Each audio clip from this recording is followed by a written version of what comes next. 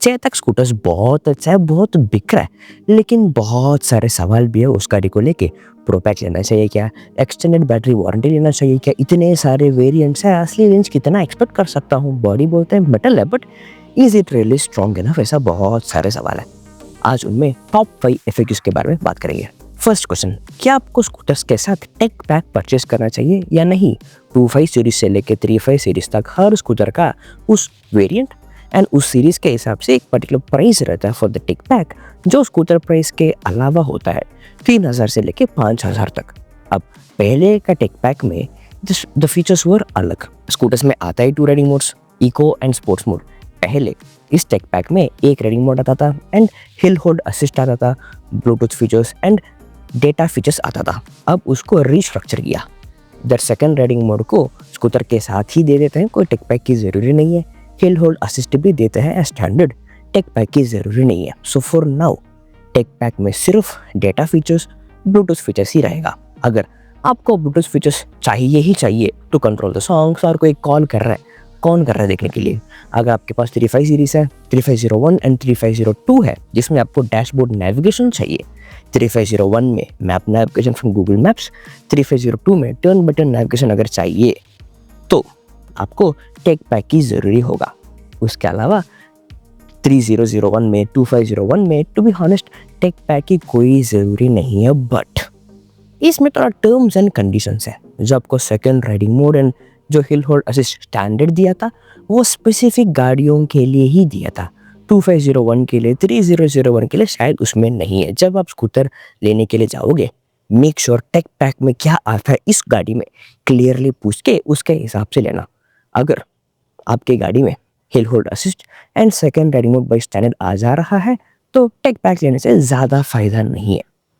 Still 3000 से 5000 is a one time purchase, अगर एक बार परचेज कर लिया सारा आ जाता है तो just peace of mind, but not that value of money. अगर if you are really comfortable spending that money then fine, else no. And एक इम्पॉर्टेंट डिस्क्लेमर, अगर आपने अपने 3501 3502 के साथ टेक पैक लेने के बारे में सोच रहे हो, अगर आपने डिसाइड कर लिया लेने के लिए, तो डैशबोर्ड एंड्रॉयड फ़ोन के साथ टू कनेक्ट बहुत आसान है, बट आईफोन है तो बहुत मुश्किल है।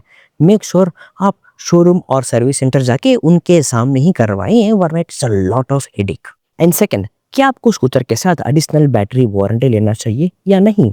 स्टैंडर्ड विद चेतक स्कूटर्स 3 साल का मिलेगा, एडिशनल वारंटी अगर पे करेंगे तो एक्स्ट्रा 2 इयर्स बढ़ेगा, इन टोटल 5 साल का बैटरी वारंटी वाइज रहेगा। Just go for it, purchase कर लो, रख लो, क्योंकि specially with Chetak scooters last 2-3 years में मैंने बहुत बार बैटरी के रिलेटेड इश्यूज के बारे में सुनते आ रहा हूँ। From Maharashtra, Karnataka, Bihar, UP, Andhra and Telangana, बहुत सारे स्टेट्स पर there are widespread battery issues जो पिछले 6-7 मंथ से बहुत कम हुआ है। फिर भी just have the peace of mind, एक एक्स्ट्रा बैटरी वारंटी ले लिया, 5 साल तक बैटरी में जो भी इशू आ जाए अंडर वारंटी फ्री में चेंज हो जाएगा, नया बैटरी आ जाएगा। वरना it's a headache and it's a pressure, एक परेशान। परचेस कर लो, वाइस डिसीजन रहेगा। एंड तीसरा, रेंज टेस्ट ठीक है, लेकिन हर चेतक स्कूटर्स में आसान भाषा में रियल रेंज कितना आएगा? Okay, there are lot of variants in Chetak, 2501, 3001, 3503, 3502, 3501। अब उस नाम में first 2 numbers will represent battery capacity. 2501 का बैटरी इज 2.5 किलोवाट आवर्स। इसमें सोलो राइड में, इको मोड में 60 to 70 kilometre of real range expect कर सकते हो। इसमें इको मोड बहुत स्लो जाएगा, 25 और 30 इज द मैक्स स्पीड। 3001 में 3 kilowatt hours is the battery capacity. इसमें इको मोड में, सोलो राइड में 85 to 90 kilometre of real range expect कर सकते हो। 3503, 3502, 3501 इन तीनों में 3.5 kilowatt hours of fixed battery capacity है। इसमें इको मोड में, सोलो राइड में 110 kilometre of real range expect कर सकते हो। अब all this ranges eco mode में, सोलो राइड में अगर आप पिलियन के साथ चलाओगे तो 10 किलोमीटर कम मिलेगा, अगर स्पोर्ट्स मोड में चलाओगे 20 किलोमीटर कम मिलेगा। एंड इस रेंज के लिए रोड्स फ्लैट होना चाहिए, पहाड़ी रास्ता नहीं होना चाहिए, टायर प्रेशर ठीक से होना चाहिए for default, and stock tyres के साथ होना चाहिए। उसके साथ एक इंपॉर्टेंट बात है इन गाड़ियों का रेंजेस के बारे में। हर चेतक गाड़ी में रेंज एस्टिमेट फुल चार्ज में थोड़ा ज़्यादा ही दिखाता है। Exactly 20 kilometre. जब आप गाड़ी को फुल चार्ज करके जो रेंज देखते हो, फॉर एग्जांपल 3501 में रफली 130-135 किलोमीटर्स के आसपास रेंज एस्टिमेट दिखाता है डैशबोर्ड के ऊपर फुल चार्ज पर। जब गाड़ी को चलाओगे 90% तक आने तक रेंज एक बिग चंक में गिरते गिरते 20 किलोमीटर कम हो जाएगा। सो 135 से गिर के 105 या 110, 115 उसके आसपास फ्लक्चुएट होता है। जिस 20 kilometre of buffer in the range estimate हर गाड़ी में होता है, हर चेतक वेरिएंट में, राइट फ्रॉम 24 सीरीज 29 सीरीज, वहाँ से लेके हर वेरिएंट में आज भी है। सो जब रेंज एस्टिमेट आप देखोगे इस 20 किलोमीटर का बफर याद रखना। एंड फोर्थ, स्कूटर के वेबसाइट में लिखा है कि ये मेटल बॉडी से बना है। क्या ये सच में बाकी सारे प्लास्टिक एंड लाइट वेट गाड़ियों के हिसाब से उतना फर्क है क्या, उतना अच्छा है क्या, ये अच्छा है कि नहीं? Valid question. इसको देखने के लिए एक पॉजिटिव नज़र है, एक नेगेटिव नज़र भी है।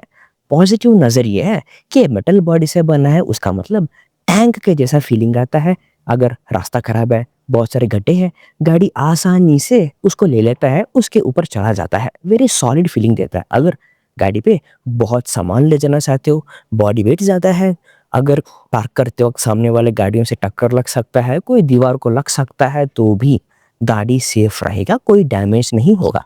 बट यही इसका नेगेटिव भी है कि इतना सॉलिड बॉडी, इतना टैंक के जैसा गाड़ी होने की वजह से अगर गड्ढे पे थोड़ा भी स्पीड चलाइए, आपको वेरी क्लियरली फील होता है दैट लोड, आपको भी फील होता है। एंड बिकॉज ये सॉलिड बॉडी है, सीट कंफर्ट भी थोड़ा अनकंफर्टेबल रहता है। अगर रोड बहुत खराब है, you will actually feel it. इसको कंपेयर करने के लिए आसान भाषा में, not exactly, not clearly technically correct, but आसान भाषा में थोड़ा ऐसे समझ सकते हो कि एक मेटल चेयर पर बैठना वर्सेस प्लास्टिक चेयर पर बैठना, जो आपको फील का जो फर्क होता है, वही फर्क इसमें भी आप ऑब्जर्व कर सकते हो। उसके अलावा ये सॉलिड टैंक की जैसा बॉडी के वजह से एजिलिटी कम हो जाता है। ट्रैफिक में जब आप चलाते हो, you will want to go agile, इस गाड़ी में उतने आसान नहीं है। बट ये सारा आदत की बात है। अगर आपको आदत हो जाए इन फ्यू मंथ्स, तो you will be okay. Also this बल्कि बॉडी सभी के लिए नहीं। If you are that youngster जिसको एजिलिटी चाहिए plus performance plus light weight use, then this vehicle is not for you. इस गाड़ी आपके लिए नहीं है। एक और बात, बिकॉज अब स्कूटर बॉडी के बारे में बात कर रहे हैं, ये पॉइंट तो बोलना ही चाहिए। मैंने बहुत लोगों को देखा है जो चेतक गाड़ी परचेस करने पे क्रैश गार्ड लगाते हैं। हॉनेस्टली उसकी ज़रूरी नहीं है, वो आपको अननेसेसरी 5-6 हज़ार एक्स्ट्रा खर्च हो जाएगा।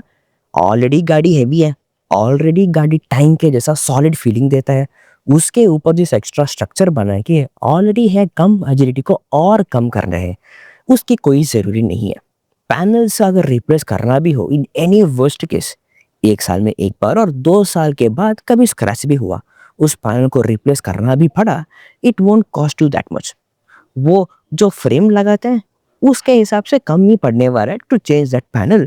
तो ऐसा क्रैश गार्ड लगा के जस्ट जॉय ऑफ राइडिंग को कम मत करने का उसकी कोई ज़रूरी नहीं है ऑनेस्टली। एंड फिफ्थ, क्या चेतक एक अच्छा फैमिली स्कूटर है क्या?